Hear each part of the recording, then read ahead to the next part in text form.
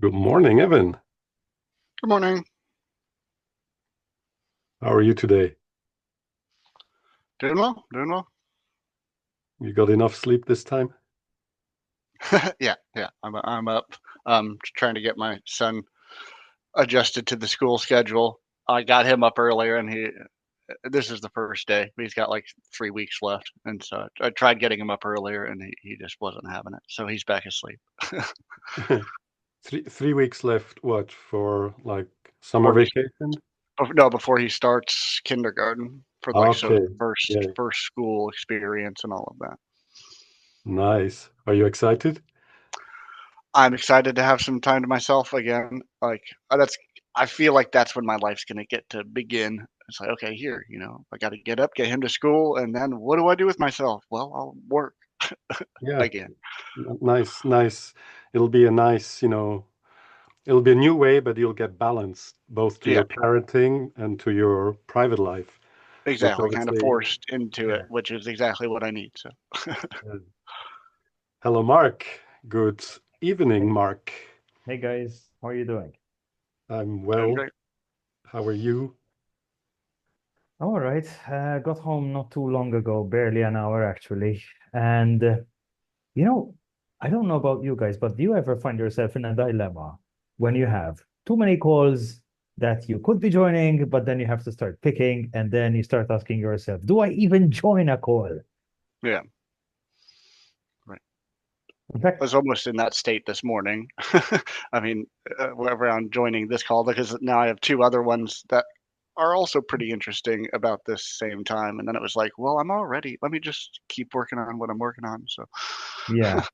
Just this evening, in fact, I had to make a choice. I said it's either going to be this, which I've been attending now regularly, pretty much ever since we started. I think I was there on the first one, right? Then, Yes, I'm pretty sure you were. if I missed a session, it was just one.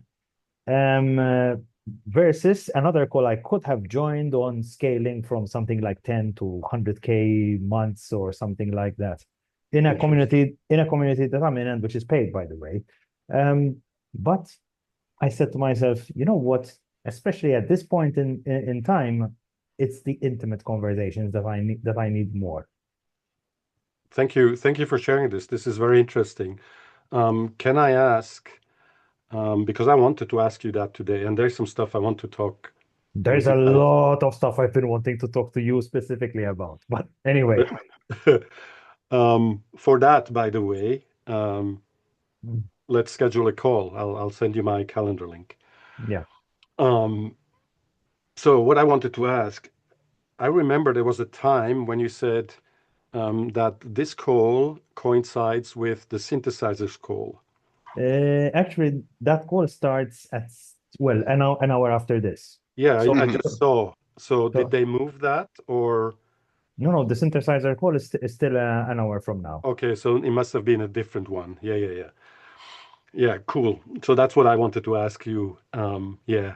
And then with Evan, the question that Mark just asked, what other calls would you want to join or do you have to decide with? Because Mark's was this one, intimate conversation versus one about knowledge, about growth, right? Which there's many of those, obviously. What is it for you, Evan? um, it's a recurring call and it's not on school actually. Okay. But it's something that I wouldn't attend. Or one of them is one that it's like here I've gotten it was a paid course long ago, and now it's like here sometimes I pop in to see if they've got any new like tips or whatever. But it's about coaching, being a coach, and this one's like though this is the sales one, how to Yeah. sell coaching. But at this point, it's like okay, I don't really need that, but it's a Q and A. So if I did ever have any questions around like Yeah. a way to pop in there. And then the other one is like a spiritual coaching thing through Mind Valley that occurs at this time. But both of those, so yeah, I mean, are kind of like here. That's if I need help, or if I'm right now I'm not coaching, so Mhm. I'd rather do something like this. Do you Very find nice. Mind Valley good? Um, not not as good as they market it, but yeah, I I mean had, it's useful, but yeah, like yeah, it's not. I had kind of a hunch about that. Yeah, Yeah, I wanted to just ask Mark, do you know Mind Valley?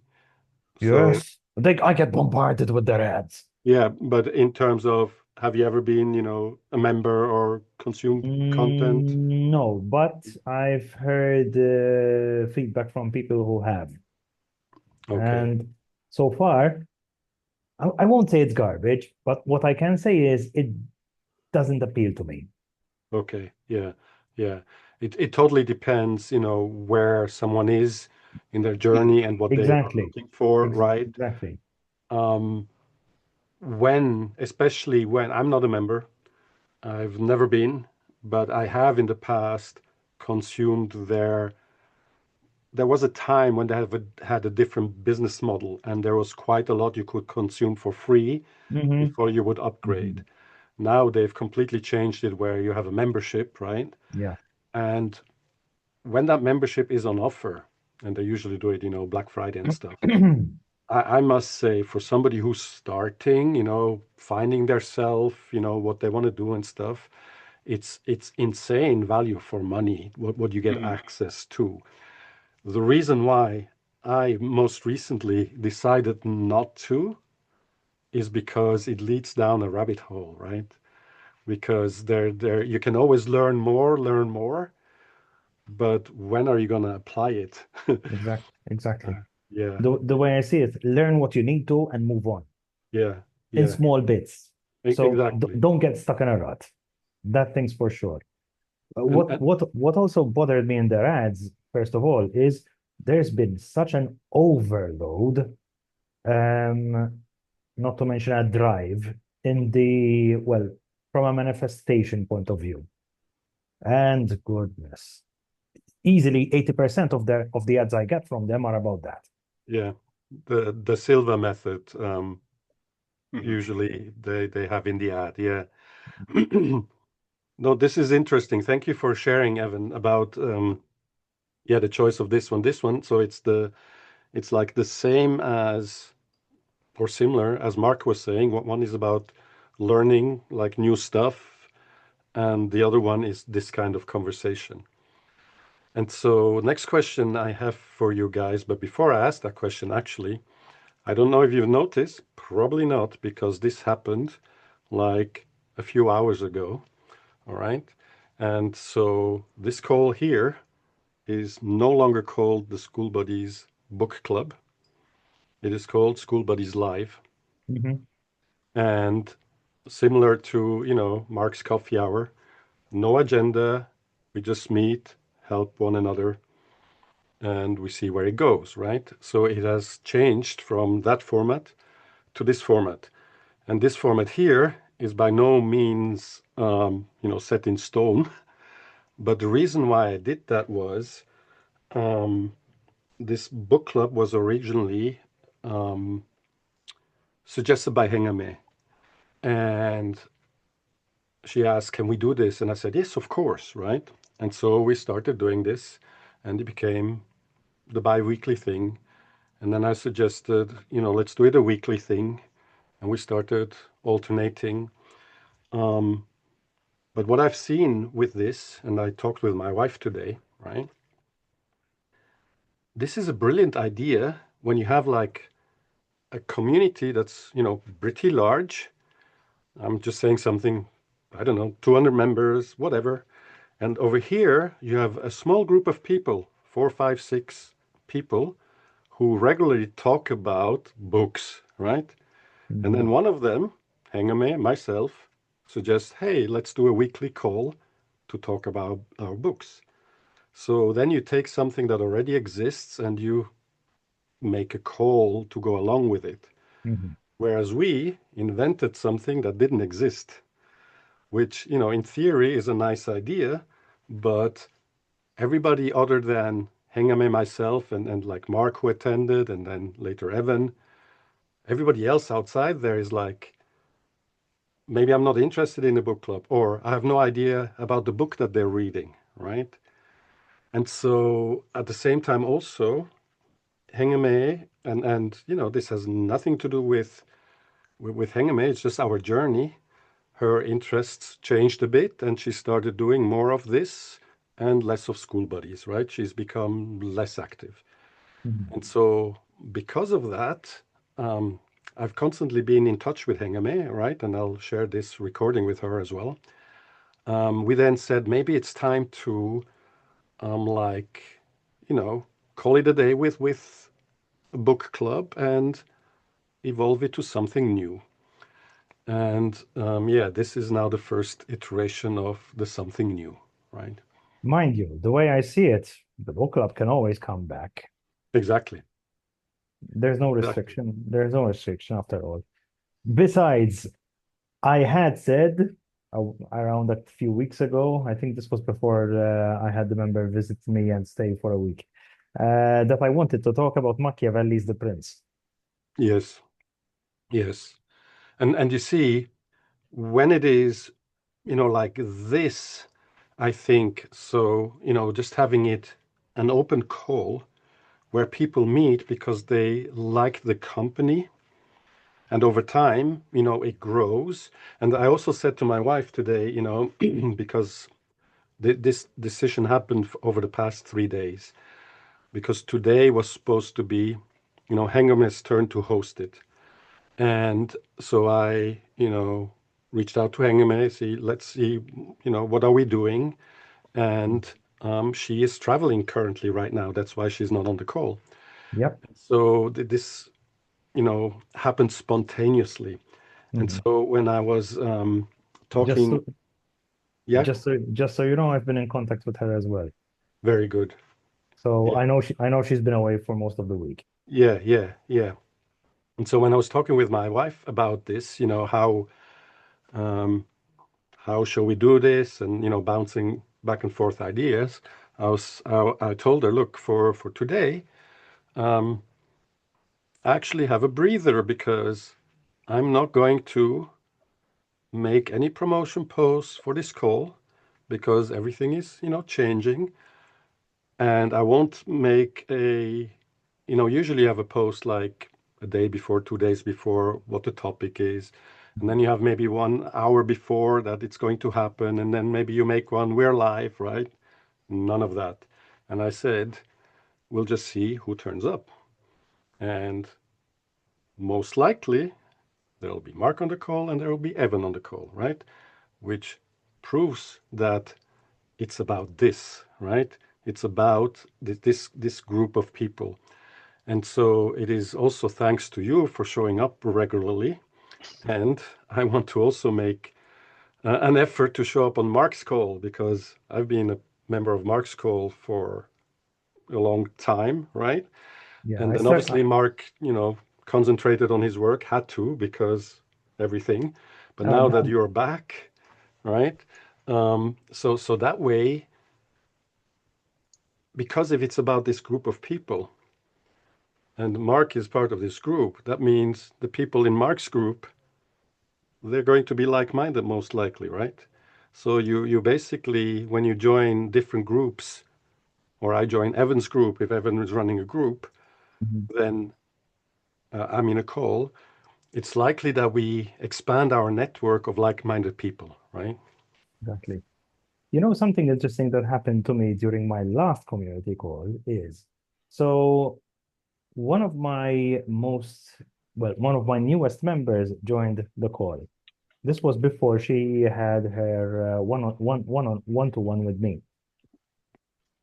Except I had no idea. She already knew one of the other members inside of the call from another group. Hmm. And interestingly enough, when it came to the one-on-one, I got a comment from her where she said, you know what? This person that she already knew from another group, in her opinion, interacted in a, to her liking, much better way, much more personable than she remembered. I didn't pry into that, but I guess that also speaks to what kind of environment we've created, pretty much. Do you notice that when it comes, I don't know if you've been in this situation, but let's say you and someone else know each other in one context, but you also meet this other person in another context unexpectedly through a third person. Do you notice yourself behaving a little differently, especially in the case of someone you might not know that well?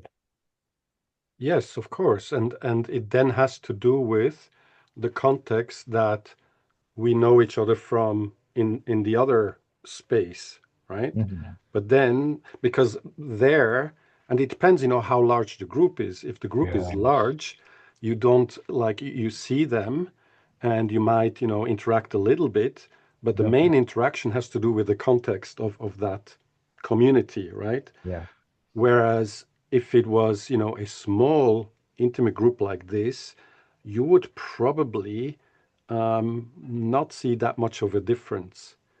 To be fair, I don't see much difference between the experience I have, for example, when I'm out having dinner with a number of people, up to six people at a table, you can pretty much have just one discussion. Beyond six, it starts fragmenting. Yeah. And the same thing tends to happen online as well. Maybe with larger numbers, maybe not six, but once you get 10, then suddenly it's like, not everyone gets to speak at that point, especially if you're Yes. constrained with an hour and there's no food to be had.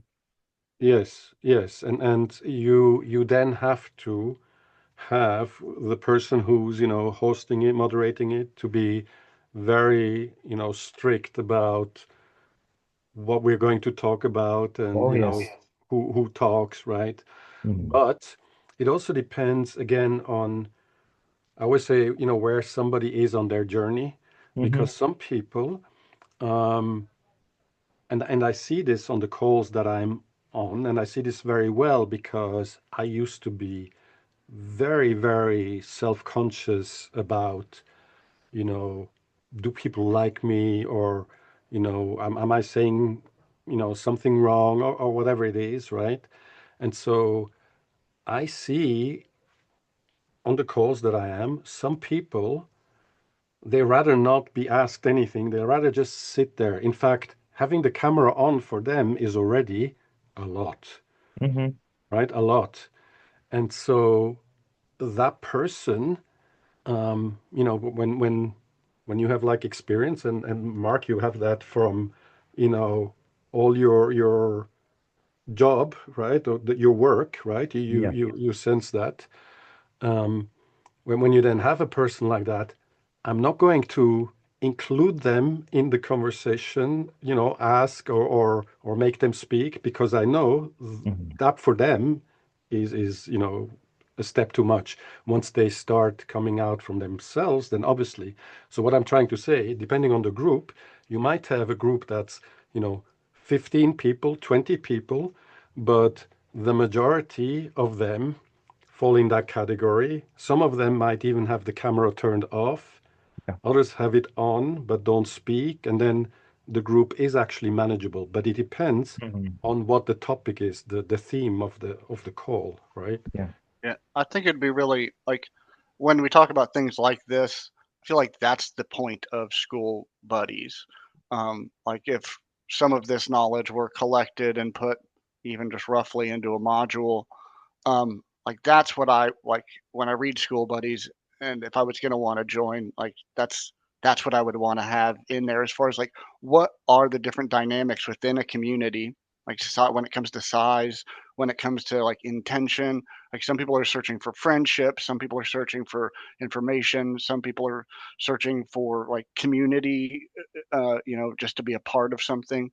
um, just even just like listing those out and having more conversations around like, okay, what's successful, what works for this size community, because like I've been a fan of communities for a long time, and I've found I've kind of started mapping some of this out.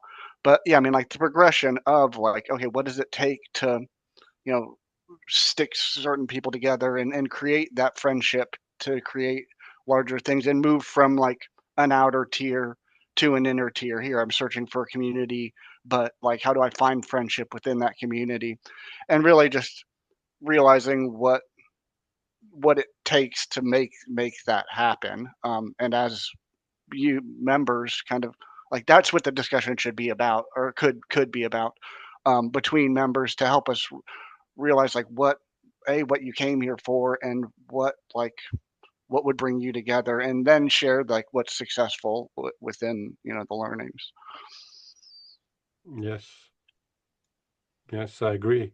I agree. And again, this all depends on who's on the call and what they are looking for and need help with, right? Hmm. Excuse me, guys. I plugged in my thingy, but I didn't turn on the switch. Here in England, there's a switch on the wall that you have to turn on the power. So I'm going to do that quick. But like, yeah, for like, I just joined your community, Mark. Like when you Really? run your community, Oh, like what are the dynamics there, and what is like, because I'm trying to form. Tried to form several communities, and I've been an admin and moderator for things on Discord, Circle, School. I've been all over the board and found like the different types of communities, and what the intention is behind there.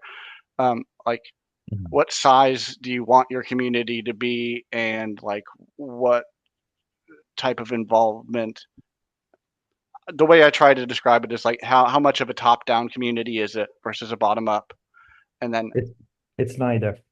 it's neither. It's neither top down nor bottom up. And so like, It's a common space. We're all at the same level in there. Everyone is both a learner and a teacher. cool, yeah, yeah, I like that. So yeah, so things like that, like, if I mean, there's only going to be so many different categories, and yeah, discovering In new ones or fact, different ways to describe it. just from hearing these questions over here from you, that is, and also from the exercise I've been doing lately, because I rewrote my about page today like 5 times, to give you an idea. I hadn't touched it for 5 months. And anyway, I'll get back to the about page, but I was going to ask what you think of it, but we'll get to that. So no, listening to your questions over here got me to realize that maybe I haven't communicated much of my thoughts, at least now that I have much more clarity on what it is that I'm seeking to accomplish with the community. It started off as something rather generic. Not even I myself I mean, I wasn't even sure what I wanted to do with it. I just knew that it would be called this for sure. That's the only one of the few names that made any sense in my head back when I founded it in November. And I've been getting more clarity on who it's going to be for with every passing member that has been coming in, particularly those that I interacted with. As much as possible, it's not about so much, I would say, the size of the group. Whether I have 20 people in there or 2,000, the point is, I want it to be a space, first of all, where people can speak their minds, they feel okay with asking questions, and they can share their thoughts freely without restriction. And I realize, at least just from my daily work and even, let's say, most of my interactions, that we don't really live in that kind of world any longer. It seems missing. It's like always there's some kind of either check or compliance test or this or that. And in fact, it's one of the things that have been driving me progressively over the years away from the world that I've been working in for the last 17 years. I mean, I've been working now as, well, you could say, college professor for that long. And since before that, I've been teaching now for a total of 25 years. So I started when I was 15 years old. And that was by giving private lessons to my neighbor who was just a year younger. Anyway, and that's the one thing pretty much that has stayed with me all these years. The fact that I have always been both a student and a teacher. And I like the process. Not only, it's not just loving the process, but it's also about, since I get to spend time on both sides, because I'm also a learner myself at any time. In fact, over the course of the summer, well, you're going to find out that I am teaching myself Greek right now, modern Greek, that is to say, alongside other things that I've been doing. But I said this summer's focus is going to be Greek in particular. And in fact, it is something that I'm sharing with the people inside through a mini series of posts. Dan has read already 2 of them, because so far that's as many as I've released. The announcement, in fact, was made around well, not last week, the week before. Yeah, that's when I began releasing this mini series.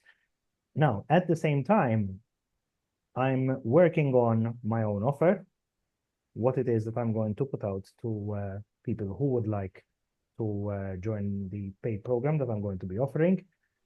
But again, one of the first things that I had to get clear with myself is, what is it that people would like to learn more about, which they'd be happy, of course, paying for, and which I know is going to lead to a transformation in their lives. Because the way I see it, just like I see in real life, because I've done this with private lessons, it's not so much about the material that the student covers, because for the most part, the material they cover, see, I have private tuition students, and these students, they're already covering the material in class.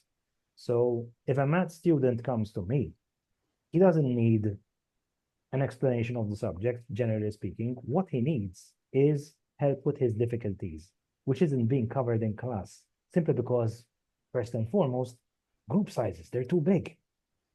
And the teacher just cannot keep up with that many questions. And what happens is, students who could have done better, let's say they could have scored in the 70th or 80th percentile, instead, they end up barely registering a 50. And why is this? Just because of a few questions that were left unanswered, and because the student did not have room to ask, or, as you know, teenagers, they tend to have issues with self-esteem. That's a huge one. In fact, it kept me for a number of years hesitant to ask questions in class. That was one repeated comment that I got from the teachers. Your son doesn't ask enough questions. I would like to hear him ask more questions. And at the time, I thought, why is there all this pressure for me to ask questions? Don't I get my answers from books if I need to? That's what I thought. But the thing is, I got ahead way quicker, and this was pre-internet days. Whenever I voiced my concerns or difficulties, whether it was to a teacher or to a peer who knew more than I did, who understood the topic better than I did. In fact, it's what helped me catapult my scores, especially when it came to advanced mathematics, that is to say, before university, roughly comparable to your SATs. Where, imagine this, in middle school, I managed to ace the subject. But then when it came to advanced mathematics, high school that is, I flunked my first test. I barely got, I didn't even get 50. I got 47, something like that. The thing is, within 3 months, those digits were reversed. And I scored 74. In fact, the lecturer couldn't even believe that he was reading the right name on the paper. He said, is this the same person? I had to read the paper twice just to be sure. And see, that happened because I did not hesitate to ask a friend of mine in another class, because there were 2 of us, who I knew was good in the subject. And I said, you know what? I'm having trouble. I might as well just swallow my pride and ask. In fact, one of the problems I had back then was pride. I let my own pride get in the way.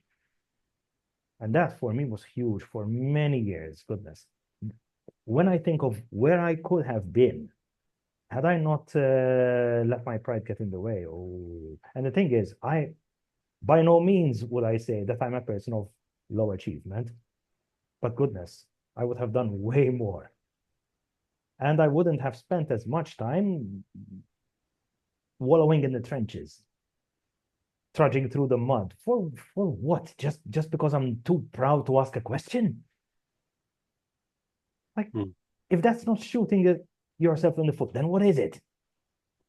Yeah, but I mean, like, the thing I see with the rapid learner revolution is that, like, yeah, I mean, are you gonna do it like one on one? I mean, without like a singular interest to wrap around, That's then Yeah, yeah. that is one thing, in fact, because I was asked a question, in fact, by one of the members last week. Now I'm revealing perhaps a little too much, but I have been approached for paid cooperation inside of a third-party community because of the rapid learner thing.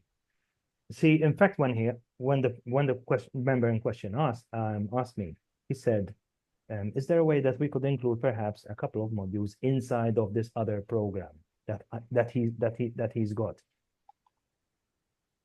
I said, it is possible. However, just so you know, the way I do it, at least in my regular day job, is rapid learning is something that I embed into a subject Mm, that is being delivered. Because rather than being a subject in its own right, rapid learning is more of a strategy. mhm. The way, for example, you would decide how you would approach a battle. How are you going to divide your formations? That would be part of it, the strategizing part of it mostly. But the thing is, this kind of strategizing can be applied limitlessly to pretty much any area you can think of. I've done this in engineering, sure, but I've also applied it to language learning on my own accord when it came to teaching myself Russian. And it has worked to tremendous effect. Just to give you an idea, what took a friend of mine 3.5 years to understand in terms of Russian, and we started on the same day, came from similar backgrounds. He was 1 year older than me. I managed to do the same material in 3 months versus 3 years. And the thing is, we had access to the same teachers and same lessons. But the thing is, it's not just what you do in class that counts, it's also what you do outside of class. Yeah. Yeah, and I mean that was the one thing I got out of college. Like, I went to high school, went to college, did great in both, and but only had one teacher who taught me. It's like that. It's not about what you're learning; it's about how to learn and how to learn quickly and roll with the punches and adapt to Yes, change. It's like yes, that's the only thing I needed to learn in all of school. yeah. So Let me go back to what I was telling you about high school. So when I flunked my first test and then 3 months later, high B plus. Eventually, by the way, I aced it when it came to the actual final test for uni. But anyway, that came later. What was I going to say? I had to get over two things. One of them, like I said, was my own pride and being okay with asking questions to, to friends who knew the subject better than I did. And secondly, the other thing I needed to do during my revision, after having done that, was understanding the power of insane focus, cutting out everything else that isn't what I'm supposed to be doing. In fact, that is how I pulled my first all-nighter revising. I stayed up till 2, nearly 3 in the morning in the garage. That is to say, it was just me and my cat. So my cat was lying flat on my nose, almost, he was squinting at me like this, like, aren't you going to sleep yet? And in fact, even my mom at the time came checking on me. She said, listen, are you okay? Aren't you coming to bed yet? No, mom, I need to stay up a little longer. I need to finish this. I wasn't even paying attention to the time. By the time I actually went to bed, it was 3 in the morning. But the thing is, that is what led to that change in grade. Because I realized that, listen, I need to spend some proper time with this. Higher mathematics is not a joke of a subject. It needs to be treated with respect. And my problem at the beginning of that year was exactly my attitude. I thought that just because I did well in middle school, now I'm a hot shot. No, I'm not. You're dealing with a completely different beast now. It's like, welcome to the pro leagues now. You've been doing casual so far. You just didn't know it. That's the kind of slap in the face I got. And mind you, I'm yeah, glad. luckily I stuck with a subject I was good at. But yeah, I mean, I felt that same way when I went to college math. But then it was just more like I can still do this, but why? What am I going to use any of this stuff for? That's a valid question as well. You want to be sure that whatever it is you're doing leads you down something meaningful to you, that is, because it could be meaningless to someone else, but if you find meaning in it, then I mean, kudos to you. Yeah. I mean, that's what I finally found with databases. I just love data architecture. Yeah, that's my thing now. Neat. So, all right, then I'll just say it here because we're on a live call anyway. Welcome to our alarm. Also, since we were mentioning community calls, just so you know, it's roughly, yes, it's the same time as we started here today, but tomorrow. Perfect. I don't know if that works for you, but Yeah, it does. Yeah. okay. Mind you, that this is just this is only until around September-ish, because it used to be on Wednesdays. But Wednesday evening, that is to say my time here, I'm leaving that for group kayaking sessions. So during that time, you won't find me unless I'm out on the open sea. So yeah. I mean, I Gotcha. joined Cool. it. Yeah. I mean, my life's going to change a lot around September. I'm going to the Austin school thing. And so, yeah, and it's the day before my birthday. So it's like, here, my birthday, Oh, go neat. celebrate with everybody in Austin. He'll be in school, and hopefully I'll have like maybe a job by then, or at least figured out my school thing by then. And so it's kind of like my rebirth date. Did I miss something, or was your boy introduced before? No, you guys might have only. This is Aiden. Here, say hi, buddy. Hi. Hey, Hi. Aiden. And this is Dan on the left there in the school shirt, and then Mark on the right here in the white shirt. Say hi again. Hi. Hi. Nice meeting you.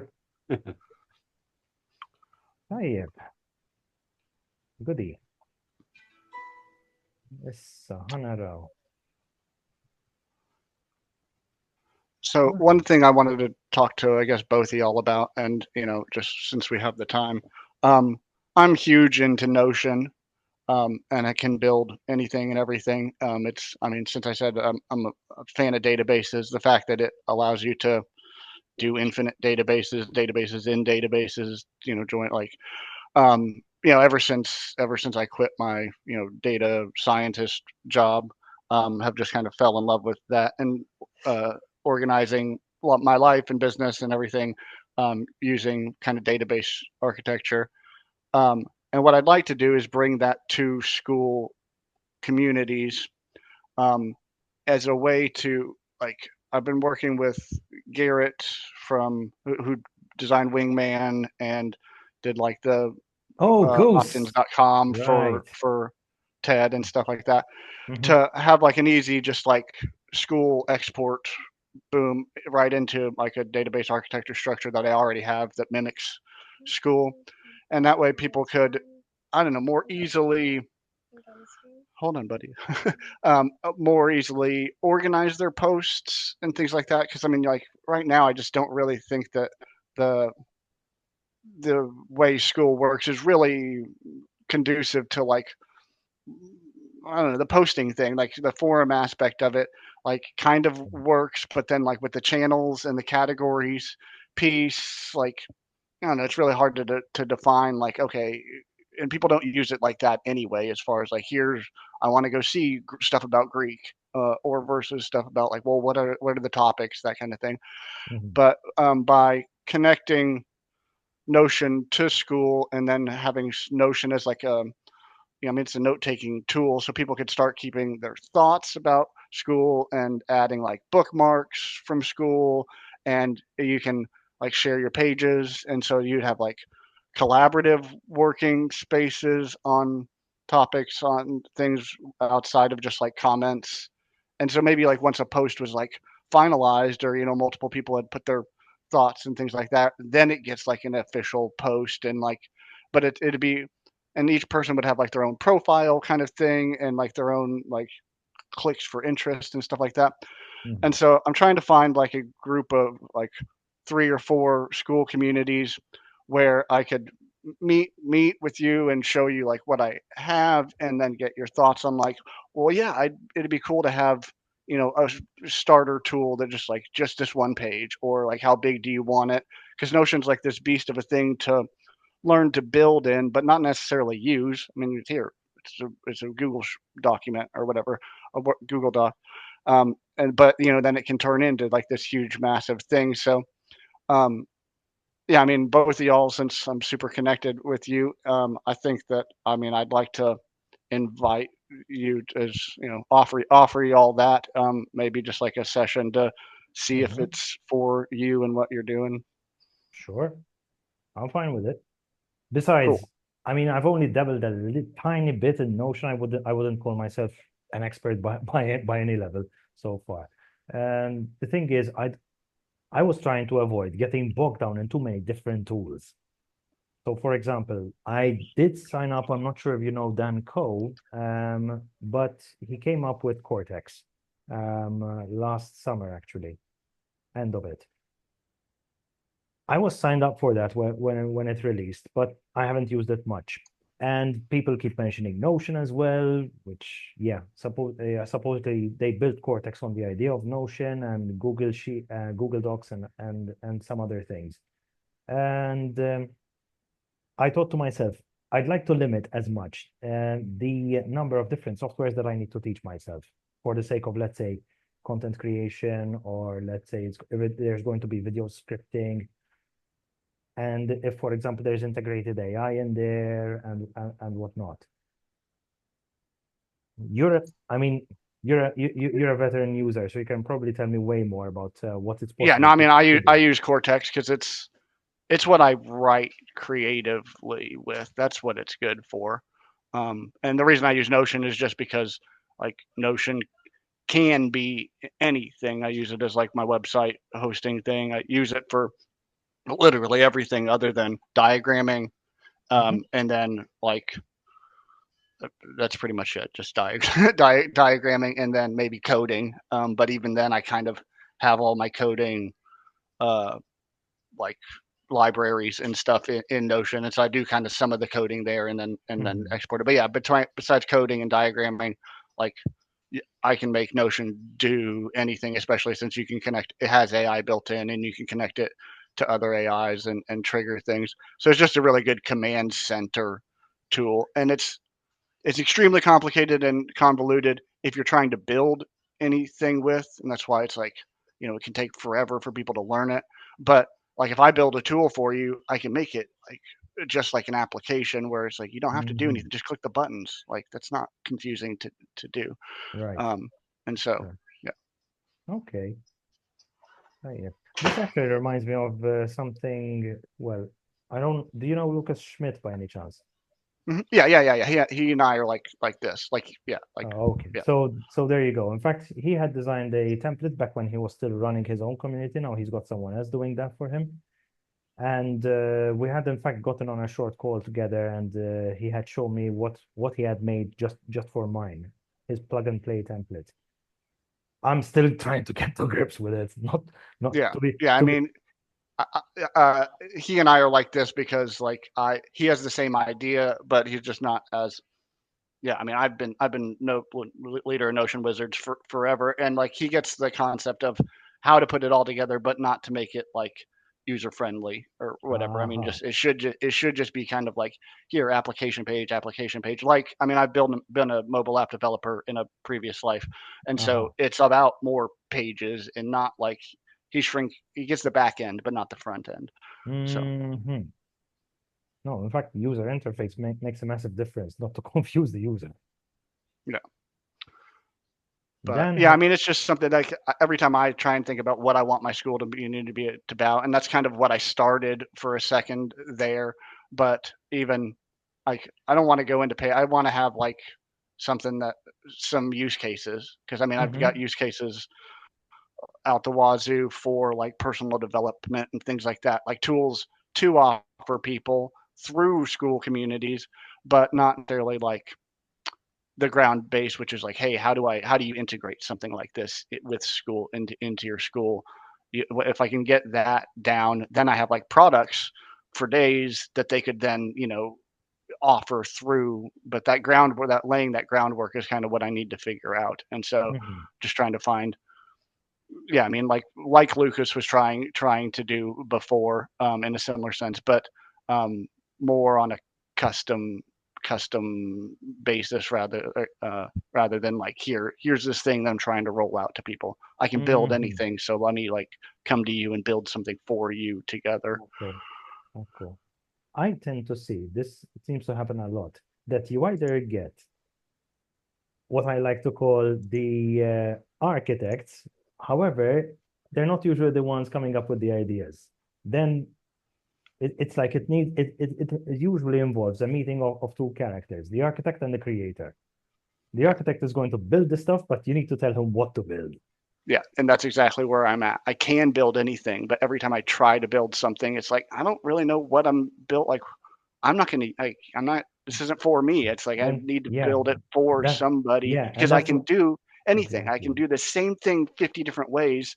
Which one is the best one? Well, it's what they want, and there is no they, so I can't really decide. In fact, the day is defined by the use case, as in who's this going to be for? So it needs a vision. It needs a vision. Without That's what I lack. Yeah. Without that, it's just putting bricks together and randomly, without any particular intention of what this is even going to look like. Yeah. So yeah, I mean that's what I'd like to offer, y'all. I mean, and I think that like, because I know what I think I want it to, like the basic structure of it. And I mean, here it's like mimic Skool and then extend its capabilities, and then. But I can see so many different use cases and like possible ways where it's like here now when they join your group, they get a tool that makes your thing more sticky. Now you're like a part of their everyday life, and now you're like part of a co-working session or collaborative nature. There's just so many ways to extend the value of your community through that. Yeah. I don't know about you guys when it comes to your philosophy on how you run your communities. Mind you, I think mine and Dan's are very similar, but one thing that I have been mostly focusing on has been the quality of the relationships that I form with the people coming in, which shows tremendously between those, for example, who book their one-to-one with me or who get on community calls, or both, versus those who simply do not engage and just lurk in the background and they never make use of their free call. In fact, I was looking at my churn stats. Mind you, I haven't had much. A total of 10 people churned in the space of 7-8 months. So, and something else I noticed is that the average time before a member churned was around 4 months, which also coincided with the time where I couldn't be as active because April, May are chaotic at work. And a lot of, well, let's say the whole semester workload pretty much collapses onto those 2 months. Yeah, right. It's Yeah, like that's the tax end. season That's or the something like that. that's the end of semester. No, in our case, I mean, I'm in education. Yeah, So I know. Just saying, it's like that. My dad's a CPA, so it's always just like, yeah, whatever. Oh shit! Like, yeah. No, the workload is very uneven. In fact, mind you, I've become used to it over the years, so I know what to expect. In fact, that's why I warned my members in advance. Listen, April, May are gonna be chaotic. I'm just telling you way ahead. This was way back in January. They knew. Except those who weren't interacting, well, they didn't know. And guess what? In fact, a good number of them churned at around that time. But that was pretty much the only time we did have any significant churn. Because other than that, very sticky group, which surprisingly enough, we don't have, let's say, it's a free group. So really, people can come and go as they please. It's not like there's an incentive because, oh, you lose access to this, or there's a higher re-entry price or something else that you can get with a paid community. Or, for example, lost access to some piece of software. There's none of that. So the question is, why are people staying? Yeah. That's the bigger. I have something to that, Mark. Because one of the reasons what happened with your community is you were, for want of better description, absent. And during that time, you're not making posts or not a lot of posts, right? Mhm. And so when you have that and somebody's a member, that means they're not getting any notifications, which means they might have even forgotten they're a Yes. member, right? And so versus you being there and you're making posts, and now this person here likes your stuff, but then you have this other person here who's like, I'm keep getting this and I'm not interested in this stuff, and then I'll Well, unsubscribe. one other thing, 8 out of 10 weren't even regular school users Yeah, then there's in that. general. Yeah, yeah. Then there is So that, right? there would be, let's say, 1, 2 weeks of no activity on school in the case of these people. Yeah. And So those then were probably bad fits. with your community and others, right? It's about something specific. Mhm. And so versus, School Buddies is very, very broad. And I want to actually talk about that for the rest of the time, if I may. With yours, it's very specific. So people go to yours, and now they either get what they're looking for or they don't get what they're looking for. And that is, not necessarily because you did something wrong. No, it's just where they are in their journey and what their expectations are. So they're either getting that or not. But it's a niche, right? It's about rapid learning. All right. Mhm. And versus a community that's broad, then they're probably going to churn much more. I think in School Buddies, the chance that people churn is greater than when you have a specific topic. Unless School Buddies is about what we're doing here, right? When it's about the people, the interaction with the people. And so here I want to say, because over time, right, it's become much more clear to me what I want to build with School Buddies. And I've shared this with Mark, for sure, but not with Evan. And maybe it's also a refresher and a new version. So when I came on School, I tested School out. And I did that not on this account that I have now. I did it with another account, which was my account at the time. But the reason I asked them to delete the account is because I really tested School out, right? I tried to get away with stuff and to see how does School handle this? How do they react? And then I came to the point where I'm like, I like this platform. Actually, I love this platform. I asked them to delete my account and I started from scratch. And that's the account I have now, right? And when I did that, the reason I decided to go all in also was I love the platform. What I saw was like a huge university campus, and you have these different, faculties. Mark will correct me because I've never been to university. And so in these faculties, right, you then have like different, schools. With us, the faculties are like the categories on the discovery page, and within you have the schools, right? And then what I saw was we have the school community, now called Schoolers. And to me, that was like, great. That's like the teacher's lounge, right? All the teachers hang out in there. But what about all the students on this huge platform? Yes, they have their communities.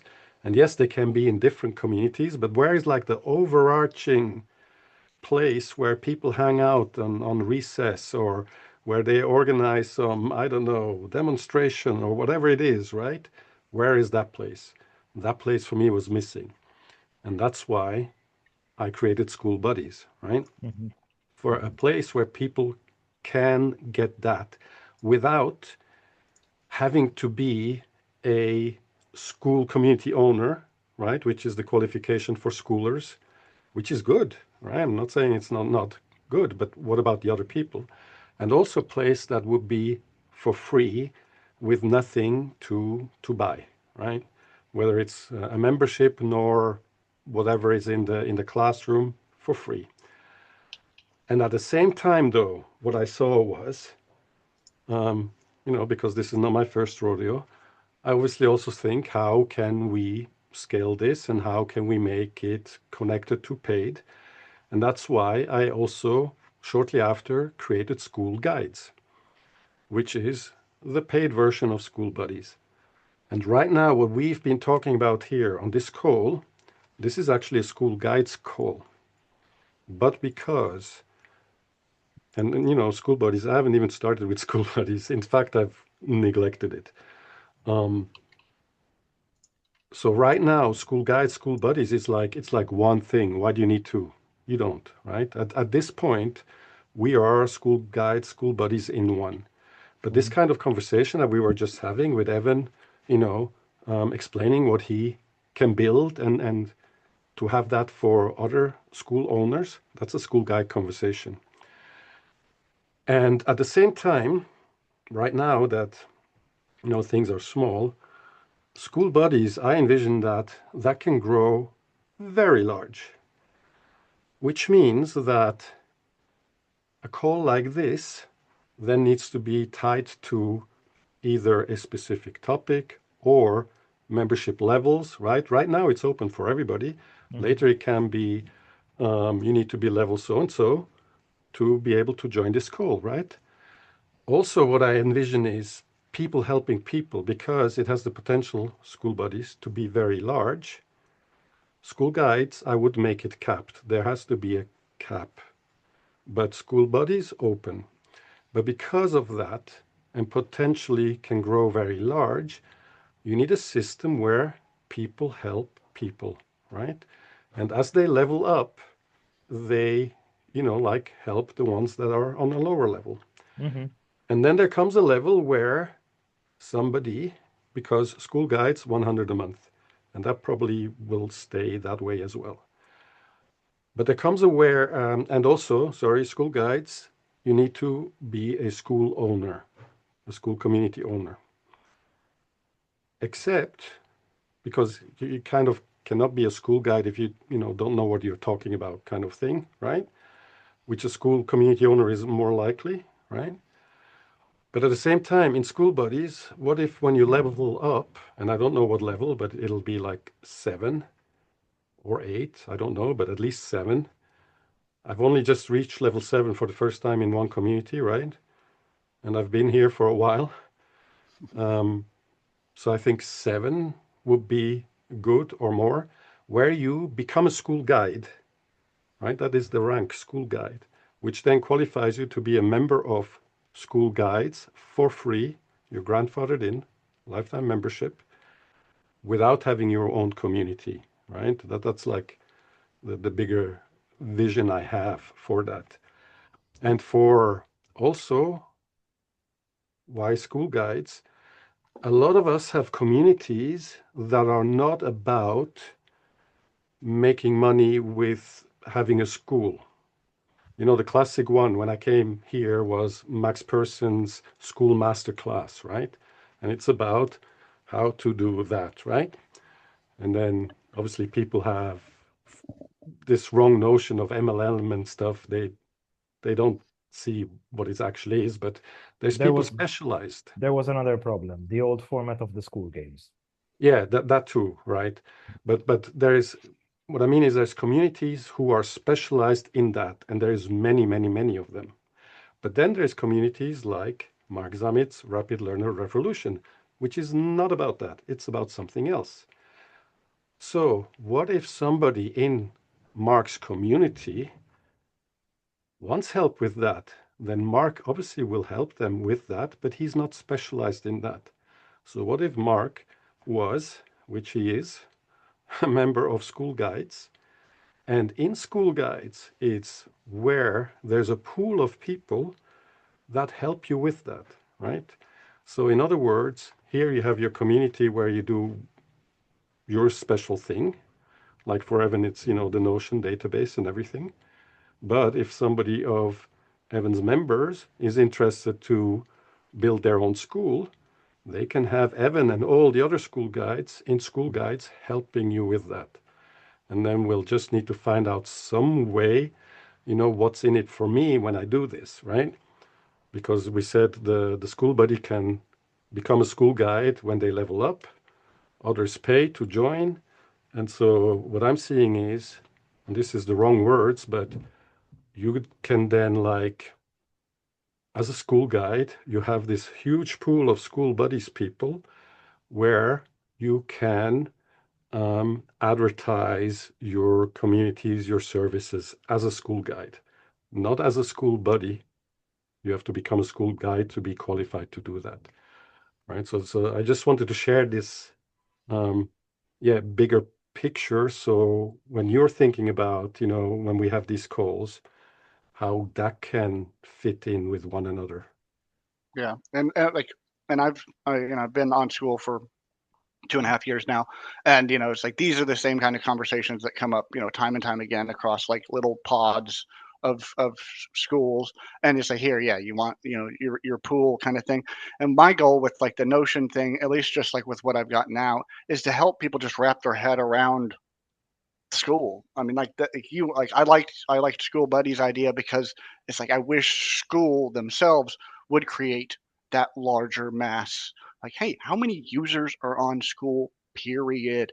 Like, if that's what they need. I feel like that would just be, because right now it's not a campus. It's not a campus because you don't know who's on campus at Mhm. any given point in time. And so it's like, who goes to school here? Who's on school? Like, if they would just fix that problem, To then give you an idea, I ran into, you wouldn't believe this, a person who I met 10 years ago, who not only that used to be my dad's student, I find out. And she came into my community through another member, through Hangame, actually, through a foreigner. And I end up re-meeting a person from my own past. We even had a shared Facebook page together on baking. Imagine that, me and this other person. And we find each other again like this after 10 years. Hmm. And I yeah. had no idea And she was on the platform. I, Neither did I, I she. read that. so when it comes to School Buddies, I mean, it's like, Hmm. I think it's like if they're not going to do it themselves, and I mean, then like the goal of School Buddies is simply like invite everybody, invite all your friends. Like, it doesn't matter if you're on school, period, then you should be a part of School Buddies. I mean, that should just be like the one and only purpose of it, is to just get people here, and then do a good job at moderating it, Mhm. and taking care of everybody. And it doesn't even really have to have much of anything. Like, it's just about moderation and collection of people. Yes. And then, like, if you can do Mhm. those two things well, like, then you've done your job, and then from there it can grow into these things. But those, yeah, I mean, moderation is the hugest part. And so, I unfortunately need to jump off because I have a team call that I'm supposed to be on already. Mhm. But what you just said, Evan, is also part of my thinking, because what then can happen is, from different community owners. Obviously, I'm going to say that because I'm School Buddies owner, but I'm also Karma Noodle owner, right? Instead of driving people only to our community, at the same time, we can drive them to School Buddies, and from there, because we're school guides, we then have an interest to connect them with other people, right? So in School Buddies, we create a place where we say, look, here is this department, and within this department, I know this person and I really like them and I stand behind what they do. I'm not an expert in it, but this guy, Evan, with Notion and database, if that's your thing, he's over here, right? yeah. Mhm. And et cetera, with the And I others. mean, I've taught, and I know you got to go, but yeah, I mean, Meme Land, it was like a good introduction to the concept of what School Buddies, like, the way that you formed Meme Land, in addition to humans. It's like, okay, well, one degree back from even that, your Meme Land's like a certain type of people. But Exactly. peeling back the onion layer, on the very outside, you have School Buddies, but do the same tactics or techniques of spotlighting, of like earning your way up the ladder, and all of that. Um, and so that's like what within Notion, like, I've like within Notion, I have a way to just like because we describe it in all these calls and everything, but a way to visualize it, a way to actually organize it before actually organizing it, before actually building it into Skool, being able to see it, being able to categorize people and like add extra layers and tiers and branch off and think, oh, well, this community has roles and those kinds of things. And that's why I bring it to y'all, because it's like, it's all just in my mind. And yes, I've built it, but like actually applying it to what I believe humans, meme land, and Skool Buddies. I feel like those are 3 good tiers, and even a couple more tiers of like affiliate masterminds and like those kinds of things. Like, what are the degrees of communities, and how do you monetize them up the like into the center circle kind of thing. Very good. I think we could go on another 2-3 hours talking about this, and I'm looking forward to talk more about this. And I've just decided something. So for one, I want to add you, Evan, to Skool Guides, regardless whether you have an active community or not now, because I know that we will stay connected to talk about this, right? So I want to add you to that. And at the same time, I've decided, because everything is small, let's not have separate conversations, in Skool Guides and here in Skool Buddies. We'll do everything in Skool Buddies so other people can follow this, right? But then when it comes to, the details of, Skool Guide stuff, then obviously somebody later has to be in Skool Guides for that. But right now, we can have all in Skool Buddies, but we're working on different things like simultaneously and also only on like one call, if that makes sense. Yeah. I mean, the things I'm talking about, I would like to, start up another call for specifically that, because it's Exactly. what Exactly. And it's less things to keep track of as well. Yeah. Once it grows, then obviously it makes sense to then divide it out and everything, right? But right now, especially when, it's just us on the call, we can talk about this, right? Somebody else on the call that we think they're not a fit for what we're talking here, then obviously the Skool Buddies life would then be around that. And that's when we start doing our own separate one for that, right? I need to jump off there. They're missing me over there. Goody. Then, from what I understood, I'll be seeing you guys tomorrow. I'll be Yes. there. Yes, exactly. Goody. Then see you in 23 hours. Very nice. All right. Y'all have a good one. Take care. See you Thanks guys. for this call. You too. Bye. Thank you.